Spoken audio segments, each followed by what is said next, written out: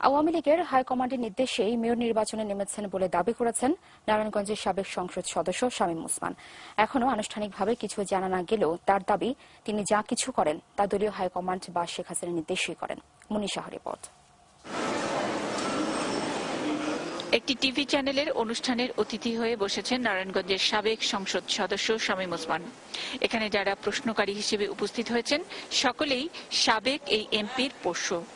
হেনস্থা হওয়ার ভয়ে সম্ভাব্য অন্য দুজন প্রার্থী এখানে আসেননি। ফলে শামীম ওসমান খুব সহজে প্রমাণ করতে পারছেন তার সৎসাহস এবং তার পেছনে নারায়ণগঞ্জবাসীর সমর্থনের কথা।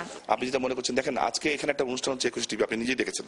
আমি জানি এটা হয়তো আপনি শোনাবেন না, মেবি আপনি শোনাবেন কি মেবি শোনাবেন না। এখানে কিন্তু তৃণমূল সব জনসাধারণের সামনে প্রশ্ন উত্তর দিবে। আমার কিন্তু সৎসাহস আছে, আমি এখানে এসেছি, আর কেউ কিন্তু আসেন নাই। আসলেই কতটা জনপ্রিয় এই নেতা, যার পরিবারের আছে দীর্ঘ রাজনীতির ইতিহাস? এই প্রশ্নের উত্তর সরাসরি দেওয়ার সাহস করছে না নারায়ণগঞ্জবাসী, বরং এর জবাবে বলছেন সন্ত্রাসমুক্ত নারায়ণগঞ্জের দাবির কথা। সমস্যা আছে বাবার, ওখানে যে আমি একটা বলবো, দেখেছি আপনি টিভিতে দেখাবেন, এরকম একটা অনেক কিছু আছে। ভয়, মানুষের ভিতরে ভয়, নারায়ণগঞ্জ বলাটা খুব কষ্ট। গত এক সপ্তাহের ব্যবধানে নারায়ণগঞ্জে 4-5টা মার্ডার হয়েছে। আমার ক্যামেরার সামনে কথা বলছেন, আপনার অসুবিধা হবে না? জি না, কোনো অসুবিধা, আমি এগুলার করি না। জি না, কিসের ভয়? সত্য কথা বললাম। সাধারণ মানুষ যারা, তাদের ভয়টা কম। নারায়ণগঞ্জে যাকেই জিজ্ঞেস করি তারাই সন্ত্রাসমুক্ত এই ধরনের কথা বলছে। এটা কেন বলছে? আপনি একজন শিক্ষক মানুষ, কেন মানে অন্য জায়গায় গেলে কিন্তু এই কথাটা বলে না? দেখা গেছে যে আমাদের এই নারায়ণগঞ্জে নিজের ভোট নিজে দিতে পারি না। নারায়ণগঞ্জে দেখা গেছে অতীতের ইলেকশনে দেখা গেছে যে আমরা নিজেদের ভোট নিজে দিতে পারি না। ক্যামেরার সামনে না বললেও সাধারণ মানুষের কৌতূহল, সত্যিই কি ক্ষণে ক্ষণে প্রধানমন্ত্রী শামীম ওসমানকে ফোন করেন?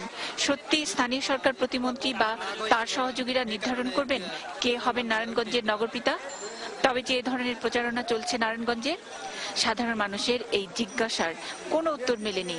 তবে সাবেক এই এমপি জোর গলায় বরাবরই বলেন, ভালো মন্দ সব কাজই হাই কমান্ডের নির্দেশে করেন তিনি। অফিসিয়ালি কোনো এখনো গ্রিন সিগন্যাল পাননি, মানে আমরা জানি না আর কি। হ্যাঁ, আমরা জানি না, আপনি হয়তো ব্যাকডোরে পেলেও পেতে পারেন, প্রকাশ্যে আমরা জানি না। কিন্তু আপনি জনসভা করছেন, এটা কি আপনি ব্যক্তি হিসাবে করছেন? ব্যক্তি হিসাবে যদি আপনি করতে পারেন, কেন আমি করতে পারি না? আমি যেটা করছি সেটা হচ্ছে জেলা আওয়ামী লীগ এবং এই সংশ্লিষ্ট থানা আওয়ামী লীগ যারা ছিলেন এবং আমাদের অঙ্গ সহযোগী সংগঠন সবাই মিলে একটা সিদ্ধান্ত দিয়েছেন যে আপনি প্রসিড করেন, আমরা আপনাকে দিয়ে এটা নির্বাচন করতে চাই। শ্যাম ভাই, যেটা বললেন যে আসলে সিদ্ধান্ত নেওয়ার হলো নেত্রী সিদ্ধান্ত নেবেন, যে দল এবং নেত্রী, মানে দল আর নেত্রীকে দুইটা আলাদা করছেন নাকি? যে মানে নেত্রী একরকম সিদ্ধান্ত নিলে দল আর একরকম সিদ্ধান্ত নিতে পারে, এরকম কি হওয়া সম্ভব? আচ্ছা, আমি ধরে নিলাম সভানেত্রী যদি সিদ্ধান্ত নেন যে আপনি আপনাকে নমিনেশন দিচ্ছেন, আপনার ছোট বোনকে দিচ্ছে, যার কথা বললেন, সেটা কি আপনি? নেত্রী যাকে সিদ্ধান্ত দেবেন, যেটা বলবেন, আমার দল যেটা বলবে সেটাই আমি মানতে বাধ্য। নেতা কখনো পালায় না। আমি একটু বলি আপনাকে, বিভিন্ন পৃথিবীর বহু বড় বড় মানুষ, মানুষদিন থেকে আরম্ভ করে লেনিন থেকে আরম্ভ করে সবাই করেছেন। এমনকি আমাদের রাসূলুল্লাহ সাল্লাল্লাহু আলাইহি ওয়াসাল্লামও কিন্তু মক্কা থেকে মদিনায় চলে গেছিলেন। হ্যাঁ, আমি আপনার জ্ঞান অনেক বেশি, কিন্তু আমাদের নবীজি পর্যন্ত মক্কা থেকে মদিনায়। নবীজি চলে যাওয়ার শামীম ওসমানের চলে যাওয়ার মধ্যে অনেক পার্থক্য আছে। নবীজি তো নবীজি হিসেবে গিয়েছেন, হ্যাঁ, আর আপনি গডফাদার, আর আপনি আপনার বিরুদ্ধে মামলা, এবং আপনি মানে আওয়ামী লীগের কলঙ্ক হিসেবে আপনাকে ওইভাবে তখন দেখা হচ্ছিল, অনেকটা গা বাঁচানোর জন্য। এটা এখন আপনি বলতে পারেন আপনার দৃষ্টিকোণ থেকে, কিন্তু না, এটা আমার এলাকার আপনাদের পেপার কোনটা কি লিখেছে আমি জানি না।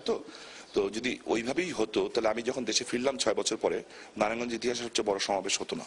অ্যালিগেশনটা আসলে জনগণের, মানে আমার একটা কি বলবো বদনাম আছে, মানে আপনারা অনেকেই পছন্দ করেন না যে আমি সবসময় উল্টাপাল্টা কথা জিজ্ঞেস, সেরকম একটা উল্টাপাল্টা মানে যদি হয় কিন্তু দিয়েই বলছি যে আপনি মনোনয়ন পেলেন, আপনি নির্বাচিত হলেন সিটি কর্পোরেশনের মেয়র, তারপরে ধরলাম যদি জোট সরকার আবার ক্ষমতায় আসে, তখন কি আপনি নারায়ণগঞ্জে থাকতে পারবেন নাকি আবার পালায় যেতে হবে? দেখেন, আমি আবারও বলছি, যেই কয়বার আমি, তখন তো আপনার থাকতেই হবে, কারণ এখন নির্বাচন হলে যে এই 5 বছর আরো 3-4 বছর আপনি পেয়ে যাবেন পরবর্তী সরকারের। উত্তর দিচ্ছি যে আমার যে বিশ্বাস, এই সরকার যেভাবে কাজ করছে অন্য সরকার ক্ষমতা আসবে না, এটা হলো এক। আর দ্বিতীয়, কনফিডেন্সের কারণে এরকম মরিয়া হয়ে বসছেন। কনফিডেন্সের কারণে মরিয়া হচ্ছি না, সেইভাবেই এলাকাটাকে গড়ে তুলতে চাচ্ছি। 2 নম্বর যেটা হচ্ছে, যতবারই আমি চলে গেছি আমি কিন্তু আমার পার্টির একদম সর্বোচ্চ হাইকমান্ডের নির্দেশ ছাড়া যাইনি। আর এই 2001-এ আমি গেছি, এবার কিন্তু আমাদের বহু বড় নেতারা সবাই দেশ ছেড়ে চলে গেছেন। হাইকমান্ড মানে কি শেখ হাসিনা আপনাকে চলে যেতে বলেছেন নাকি? আমি শেখ হাসিনাকেই শুধু হাইকমান্ড বলা যায় না, আমার নেত্রী ছাড়াও তো আছেন, নেত্রীকেও ধরতে পারেন আপনি। যেটাই হোক, এটা আমার রাজনৈতিক কৌশল। তো ডাকছে। জি, thank you. Munni Saha, ATN news, Narayanganj.